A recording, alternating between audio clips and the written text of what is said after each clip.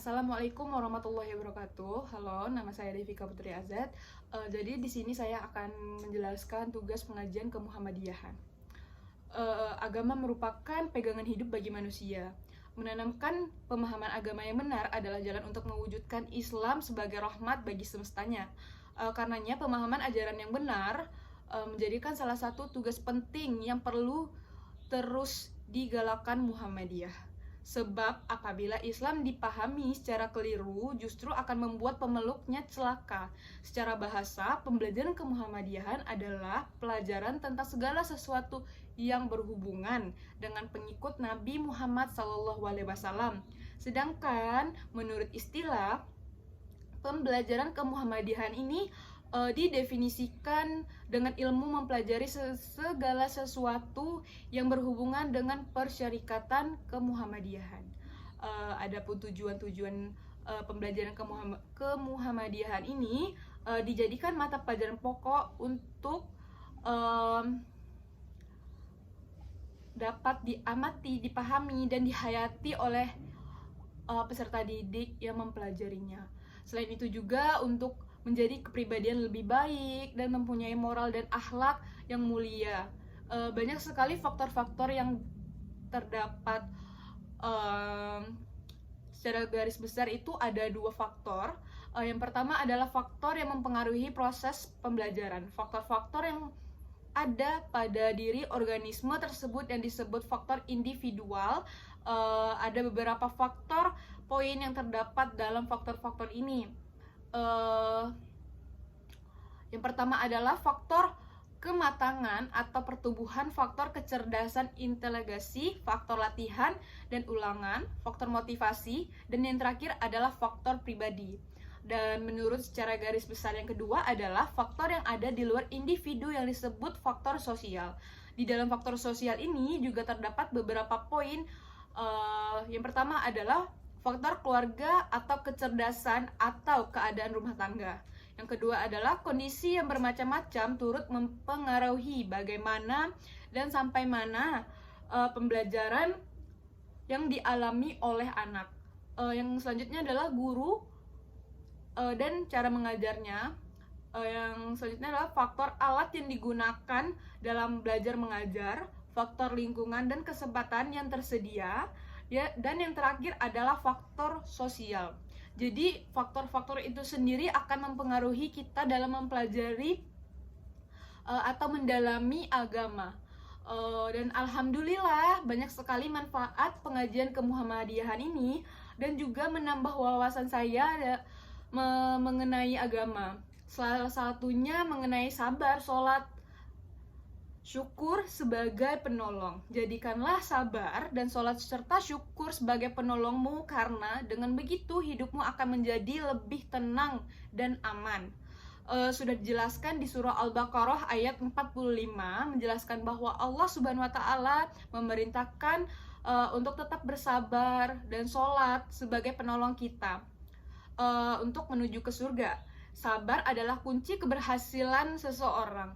Jika seseorang hambanya bersabar menunggu keberhasilan yang Allah berikan, maka niscaya masalah yang dihadapi akan menjadi sangat ringan. Yang selanjutnya adalah belajar sejarah Islam penting atau tidak penting.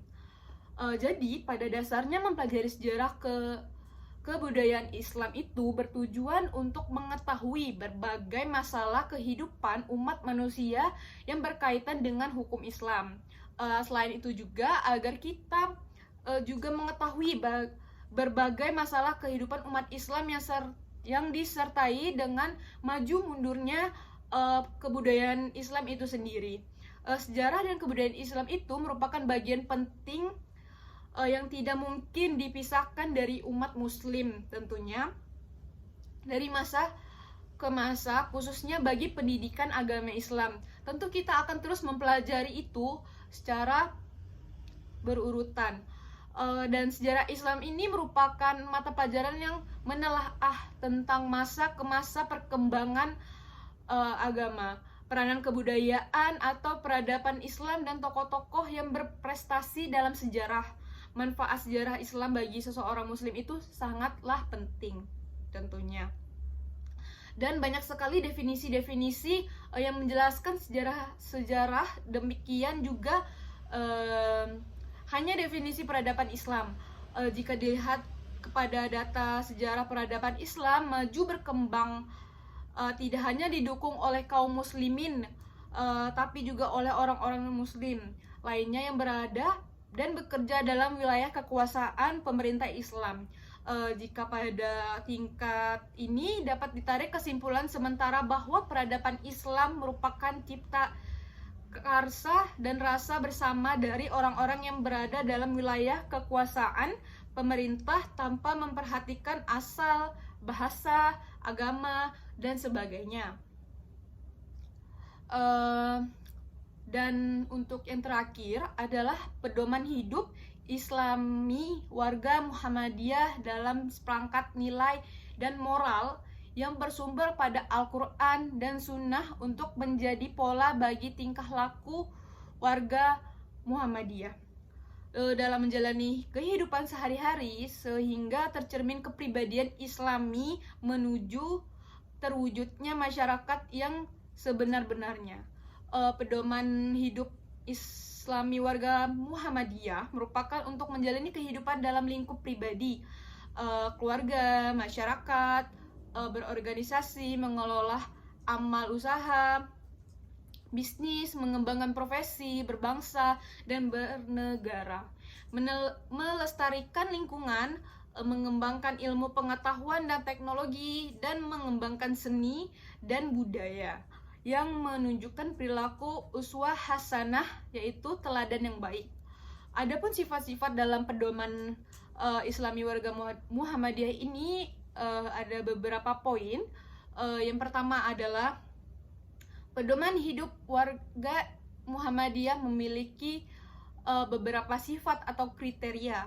Yang kedua adalah mengandung hal-hal yang pokok atau prinsip yang penting dalam membentuk acuan nilai norma. Yang ketiga adalah bersifat pengayaan dalam arti memberikan banyak khazanah untuk membentuk kelurahan dan kemuliaan ruhani dan tindakan. Yang keempat adalah aktual, yakni memiliki kriteria dengan tuntutan dan kepentingan kehidupan sehari-hari. Yang kelima adalah memberi arah bagi tindakan individu maupun kolektif yang bersifat teladan. Yang ketujuh adalah ideal, yakni dapat menjadi panduan umum untuk kehidupan sehari-hari yang bersifat pokok dan utama. Yang ketujuh, rabani, artinya mengandung ajaran-ajaran dan pesan-pesan yang bersifat akhlak yang membuahkan kesalihan. Dan yang terakhir adalah taisir.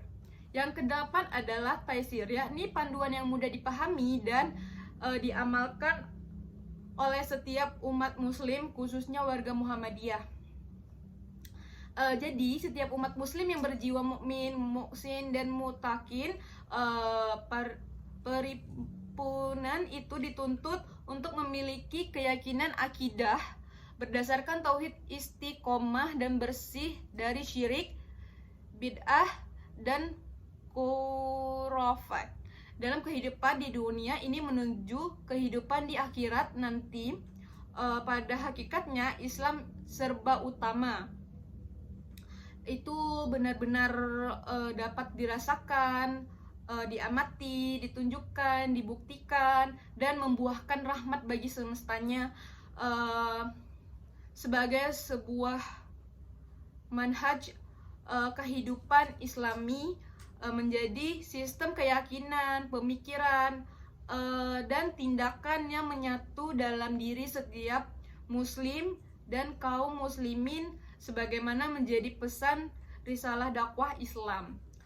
Pedoman hidup Islami warga Muhammadiyah akan terlaksana dan dapat tercapai keberhasilannya jika benar-benar menjadi tekad dan kesungguhan sepenuh hati segenap warga dan pemimpin Muhammadiyah yang menggunakan seluruh ikhtiar yang optimal eh, yang didukung oleh berbagai faktor yang sudah saya terangkan tadi, yaitu faktor, dan tak lupa juga faktor-faktor menuju tujuan hal-hal yang positif, dan senantiasa memohon pertolongan dan kekuatan dari Allah Subhanahu wa taala.